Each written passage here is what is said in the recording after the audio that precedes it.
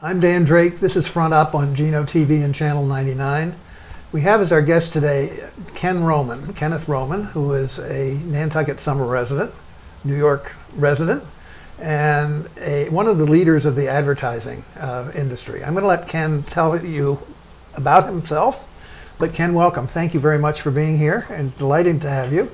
And why don't we just get right into it? Sort of tell us about your career and where you started and how you got into advertising and the progressions along the way. Well, I'll try to do a 30-second commercial. Okay. But otherwise, it could go on too long.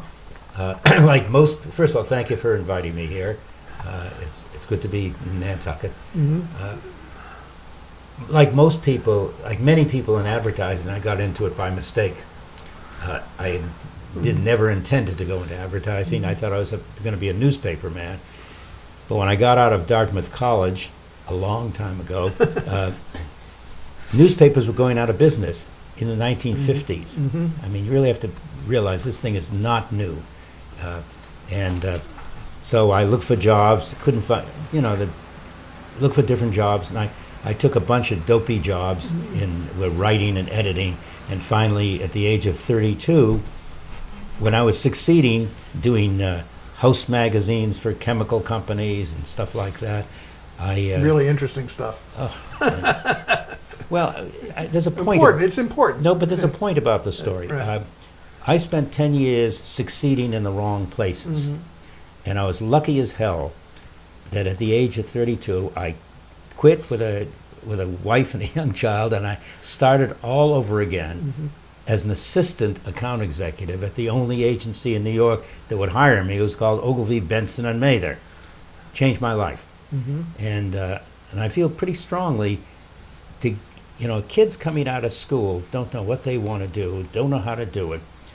So I've tried to spend a lot of time helping kids with their resumes and thinking about them and helping them into careers, because I really did waste 10 years. I was lucky I made a diving catch. Mm-hmm. So I joined Ogilvy and Mather at a time when the ad business was really starting to boom. This was the post-war period in the 60s. And I joined on the account that would become our largest account in the world, General Foods. There used to be a General Foods, no more. And I spent my career there. I ended up running a lot of the big international clients, General Foods, Unilever, American Express, Kimberly-Clark, Mattel, Mm-hmm. And a few others. And I loved it. I loved every minute of it. It took the kind of skills I had as a newspaper man, because at Dartmouth, I should say, I was the editor-in-chief of the daily, 6-day-a-week daily newspaper.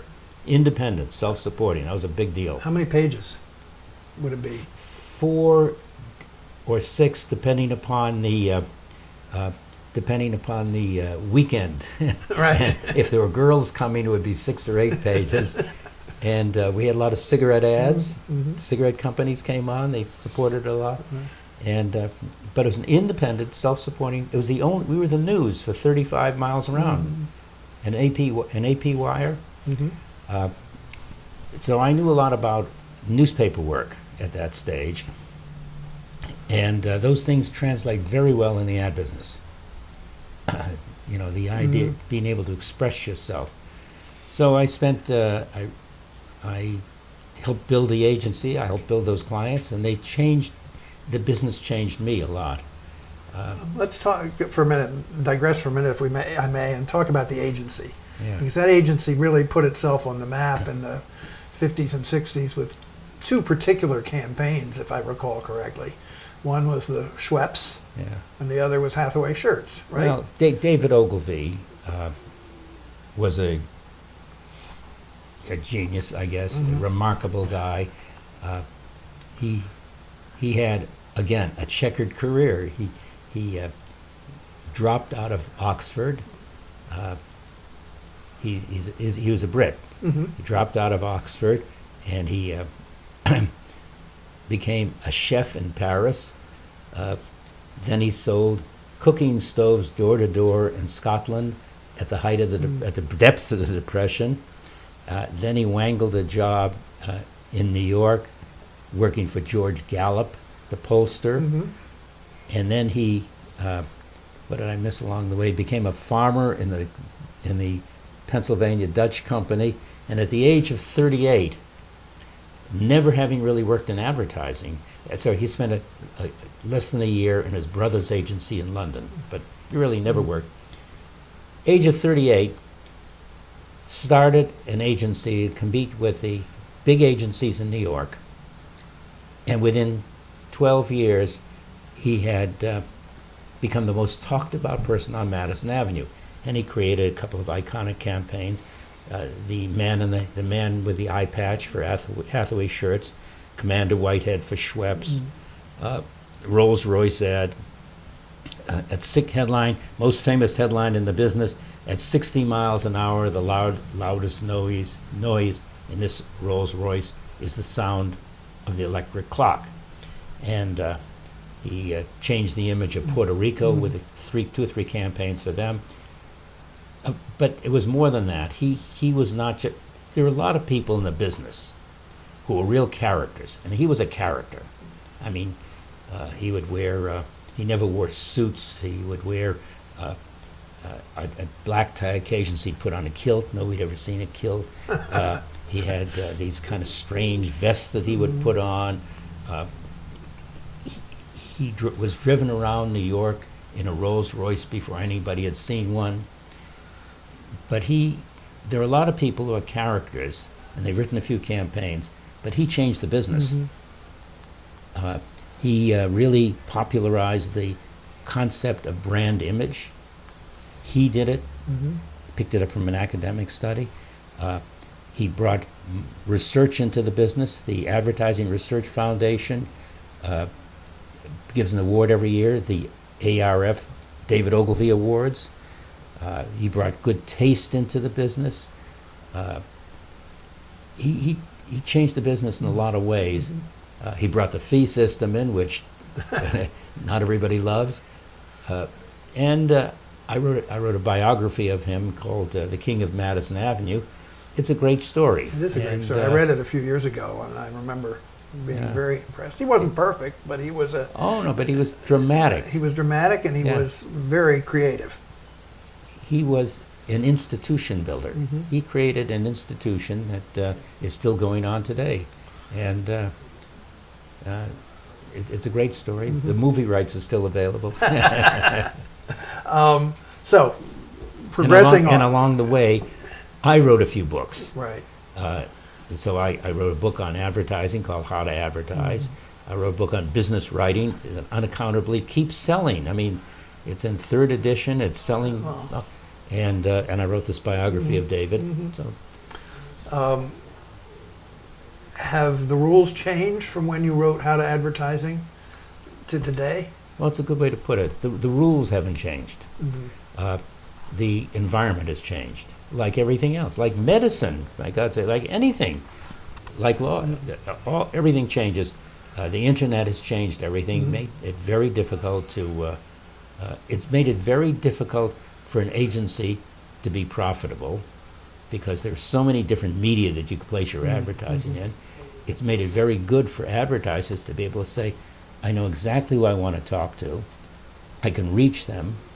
I can measure them. I can measure when I can do it, and I can check the results. That's a revolution in the business that people have been trying to accomplish for years. How do you know whether your money is being spent well? And now they have a better chance of doing it. It's harder to reach the consumer because you've got to use, hundreds of radio, television stations, hundreds of magazines, hundreds of websites. It is a very complicated business, but it's much better for the advertiser. How would you, what would you suggest to somebody who is starting, say, a new personal service business on Nantucket? I mean, this is small potatoes, obviously, compared to kinds of things you were used to dealing with. But somebody who is starting a small business, say a yoga studio or something like that, or a chiropractor, they wanted to get on the map, on the radar in Nantucket. How would somebody go about it intelligently? You start at the bottom. you know, the most effective advertising is word of mouth. Okay, you know, I tell you, Dan, I have the best chiropractor over here and can solve your back problem, okay? Right. You pay attention to that. So I might send an email to somebody, I might write somebody, but you start with individuals and you try to get more people talking about it. The web enables you to do that. You can put it on your Facebook page, you can talk about it there. You can tweet it. You can tweet it, you can do all of these things, and then at some point there's some people out there you can't reach that way, so you take broader media. But by the way, you also create events if you can. How do you bring people in to tell people about it? But you try to spread it's a circle, and you make the circle Like as big. ripples. It ripples out. It doesn't start with mass advertising. It starts with individuals saying, "This really is terrific." Or this market has really good meat, or whatever it might be. The first thing you do is make sure you have a better product. An old expression that advertising. I did not write this. Somebody else. The advertising is the fastest way to kill a bad product. Makes sense, I Well, guess. Yeah. Yeah. So you make sure you have a great product. People will talk about it, or product or service, and then you figure out how to reach more people like them. A friend of my family is the person who founded Zillow, you know, the Yeah. real estate Yeah. website. Yeah. And this was when I still had the newspaper here a few years ago. I remember. I was a You subscriber. were a great supporter. A subscriber. But you know, he looked down his nose at me and he said, you know, this is it for real estate advertising in the print media. This is going to revolutionize advertising for real estate. Do you think he did? I can't comment that. You know. No, I mean, I'm just curious as to what, I mean, obviously print advertising has been hurt by not only the new media, but also the proliferation of media. But I'm wondering, you know, if there really have been seismic shifts, or it's sort of a at the margin shift. Well, I was. N Magazine does a pretty good job in the real estate business. Right. They don't just have these high-priced properties, but they have a lot of four-color ads. And Bruce Perslade knows what he's doing there. I was on the board of something you may remember called the Nantucket Journal, Nantucket Magazine. And the publisher was my neighbor, and he enlisted me to go on the board. And he kept on writing these articles about Nantucket style and things. I said, I don't understand this stuff. You need some headlines on the cover that make people want to buy this thing. And no, Nantucket style. I never did understand that. Yeah. And Bruce comes along with N Magazine and he hits it right out of the park. And it had been struggling up to the point he took it over. Yeah, it's a brilliant job, and people who want those properties, they know where to get them. People who want less expensive places don't go to N Magazine, but there are a million places on the web where you go, and you can find those things. Or you go to, yeah, that's right. You go to the websites of the real estate brokers and so forth. Yeah, or they find you. You know, it's a new media world, and it involves some change and disruption. Disruption. Disruption. You think ultimately that the broadsheet newspapers and so forth are going to be able to survive in the disruption? Do you think that it's been enough time now to Well, there are two kinds. You know, broadsheet newspapers refers to size, as opposed to tabloids. But the Daily News was sold this week again. Mort Zuckerman couldn't keep it going. The Inky Mirror does pretty well. Community newspapers do terrifically.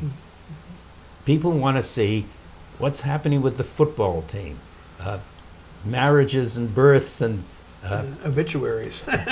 Obituary, absolutely. That's the It's biggest the first thing thing. I read in the morning. Right. But the, I think the Inky Mirror does a brilliant job of covering this community, and people want to see those stories about themselves, their neighbors. They want to know what the heck's going on, what's happening with the seals, or is Great Point open or not, and Right. The plovers and all the that. plover, all of that, and so there's a real role for that. Now, I have not yet seen a local website that covers that as well as the Inky Mirror does. And I think their community newspapers do pretty well. Mm-hmm. The other things depend upon politics. My granddaughter just went to work was working at LinkedIn, Mm-hmm. and she went to work at Medium. Have you ever heard of Medium? I have not. Oh, see, but you know, well, she works at Medium. If you think of how do kids, millennials, kids in their 20s and so forth, how do they get their news? You haven't seen many of them reading the newspapers That's right.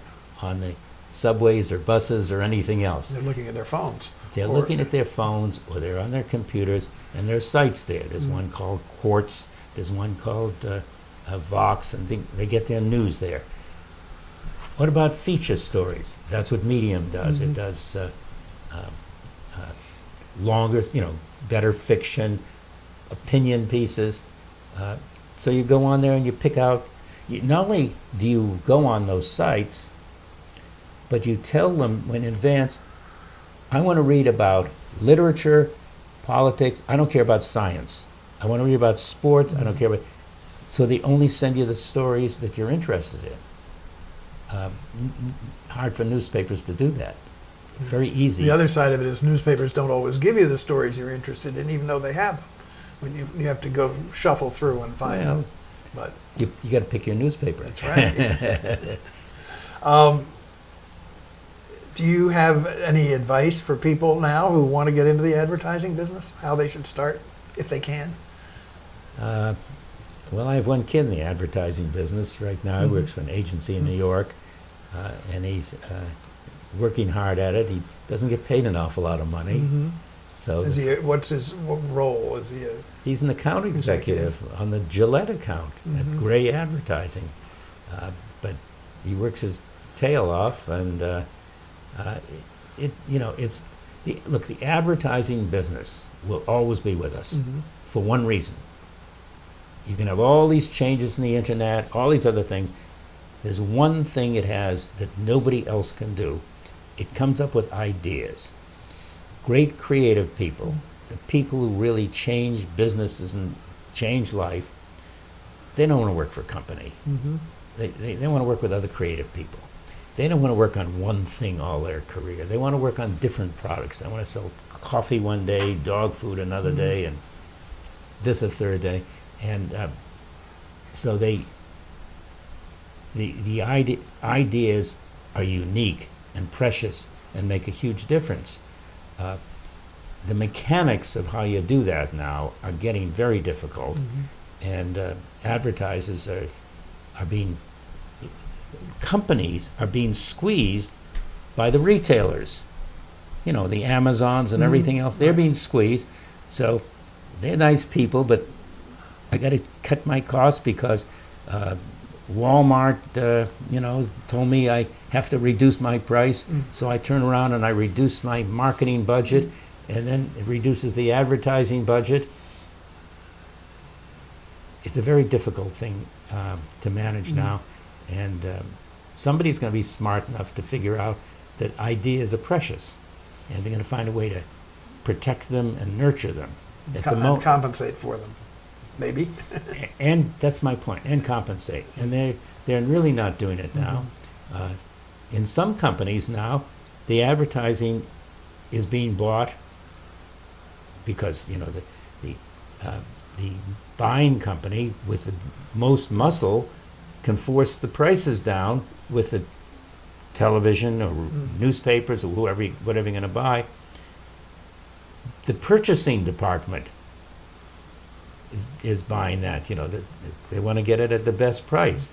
So they ask questions like, how much does it cost to make an ad?